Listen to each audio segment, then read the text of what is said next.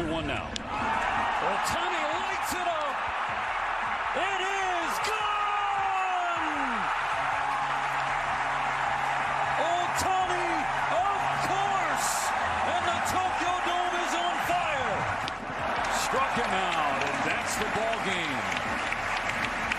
Samurai Japan gets Chinese Taipei back for the Premier 12 gold medal game in 2024 with a WBC victory in 2026. That's Steven Nelson with the Ohtani Grand Slam call and the final call of the game as Japan beats Chinese Taipei.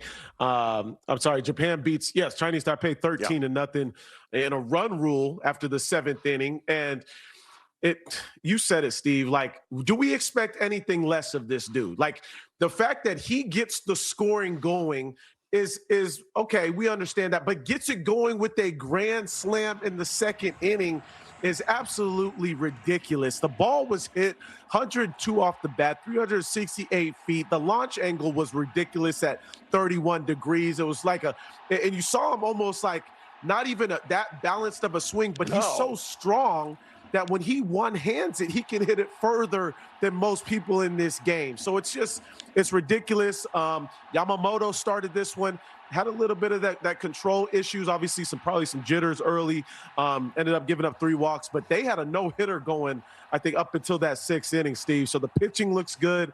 The hitting looks ridiculous as they scored 10 in the 2nd, and Ohtani once again doing it again. Yeah, Ohtani was eating he was eating, going around there, right, scooping it up like he was eating overall. And this was a one-hitter, by the way, for Team Japan. It was nearly a no-hitter, and the crowd, when he swings, watch the crowd's reaction when he hit the home run. Like, everybody jumped up out of their seats. But think about when he hit that home run, you're right, he was fooled and just had his arms extended and flipped at it and drove it out of the park. And then the next at bat, he went the other way. And you think about that and that ability to go the other way and still always take a pitch on the outside part of the plate and still be able to pull it. Will there ever be a time that he'll disappoint us? But nobody can do it all the time, or can they? Like, he never fails to produce. I've never seen anything like it. I think, it's one of those things where we got to appreciate it while it's here, right? Knowing that within our time right now, we're watching the game's best player ever. And I think just as somebody that's played, I'm still in awe of the things that we get to see him do. And I don't want to, I guess, discount what we are seeing with our eyes right now, because we'll be telling I'll be telling my grandkids about watching Shohei Ohtani. So I want to make sure I'm soaking that in, and everybody gets to do that on this stage now too. Yeah, I told my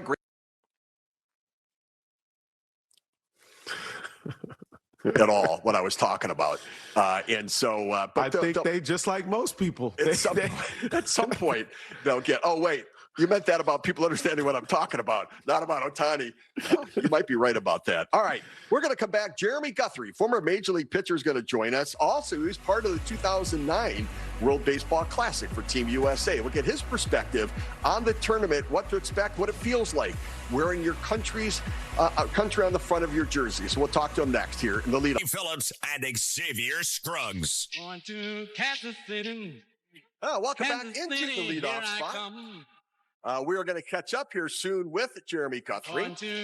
And he is a former Team USA pitcher, now a Royals broadcaster, and he is in Tokyo as we speak. So we're efforting to connect him right now. But, Xavier, the notion of being able to play for your country, whatever country that is, like Aaron Nola is playing for Team Italy, I think there's got to be something special. Like, even if you're American and you're Italian, to be able to play for Italy, just to acknowledge and represent your heritage, it's got to be such a great feeling. I never got that opportunity to be able to do anything like that, or Team USA back. They didn't have that for us, but it was like, it's got to be such a great experience. Well, there's only small opportunities for that. And, and you don't know if they'll ever come again. So I think that's something that I feel is important. As we've talked to some of these guys that represent their countries, it's all about not passing up on that opportunity. And you can tell that they don't want to have any regrets looking back to say, oh, I wish I played for that team, or I wish I was a part of that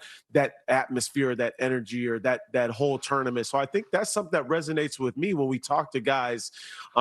It's a lot about that almost that FOMO. Like, they don't want that. They want to say that they were there and they had an impact.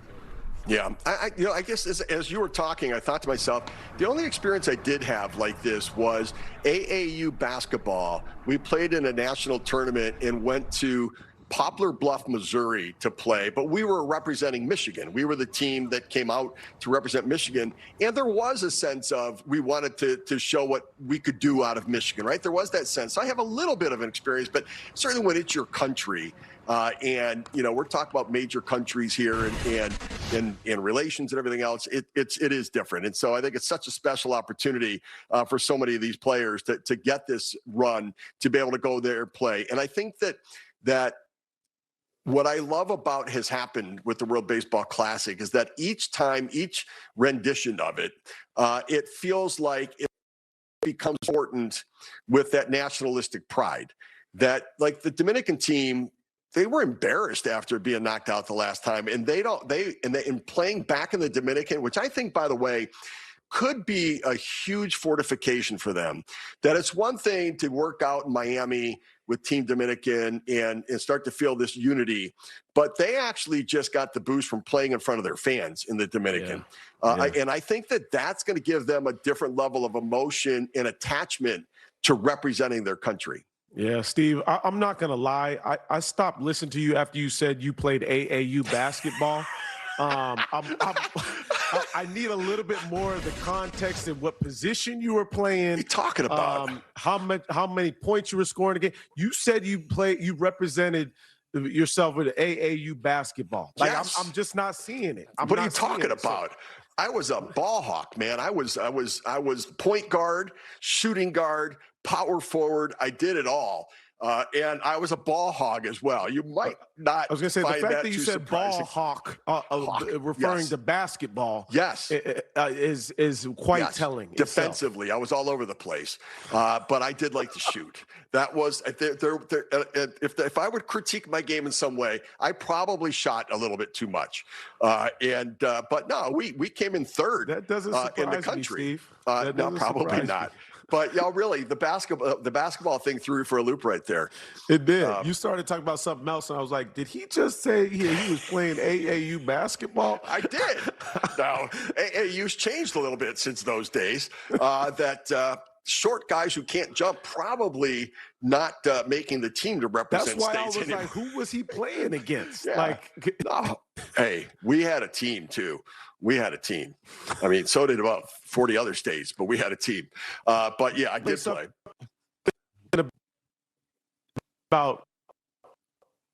Let me say something about your side of WBC, because I know a lot of people are aware of this, and I know you may be a little too old to understand this, but I think what we get with social media now, maybe this is the positive side of social media. Every single one of these teams has their own channel and Instagram handle in which you can go see all the clips from the game and that perspective, right? Whether that be Team USA, we're seeing guys throwing bullpens, getting ready for sessions, whether that be Dominican Republic when they was down there playing in Santo Domingo, getting ready. I think in Japan, I was watching earlier, Jimmy Rollins had posted the at-bat live of Ohtani hitting the grand slam there. What we get with social media now allows you to almost feel Danny Wexelman. Like, I feel like I'm there in Tokyo getting to see part of what they're experiencing. And that's the great thing about social media now.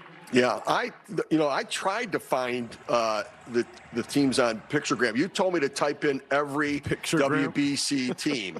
And I typed in literally every WBC team. But I think I realized now you meant like type in Team USA, type in, right? That's what you meant. Okay, yeah, I kind of took it literally, and it didn't quite work out for me that way. But if you missed it earlier, Shohei Ohtani, Team Japan, a 13-0 win over Chinese Taipei. Ohtani, a grand slam in that game. 3 for 4 in the game. He drove in 5 runs, scored a run.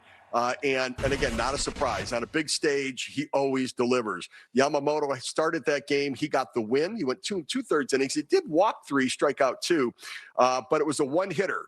And the game was called after 7 innings due to the run rule, as it was 13-0 there. Team Australia is now 2-0. They beat Czechia and Chinese Taipei. So they're 2-0 right now.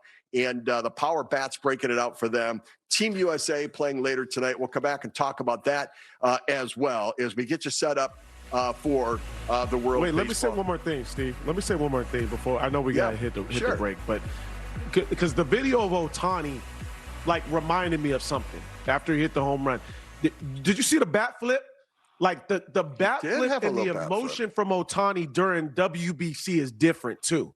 And I get excited because there's almost we saw it last WBC when he punched out for the championship, but watch the bat flip if we get to see it again. There's a different emotion from Ohtani when he's on this stage too. He just gets so excited, and I like seeing that version of Ohtani, like the one that is exuberant, and you see a little bit more of the emotions. Yeah. By the way, we have a couple text messages here. Chico in Philly. Bluey is probably too complicated a storyline for Steve. Okay.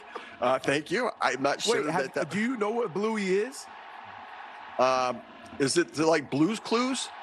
Like, I know that. No, like it's a Steve and Blue's Clues? It's not Blue's Clues. It's a cartoon that's based in Australia with some dogs, and it's absolutely hilarious.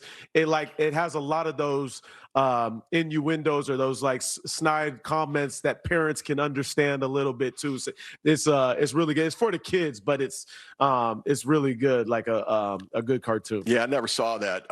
Matt in Massachusetts said, also, is Steve's Backstreet Boys concert because he looks ready for the all-white show.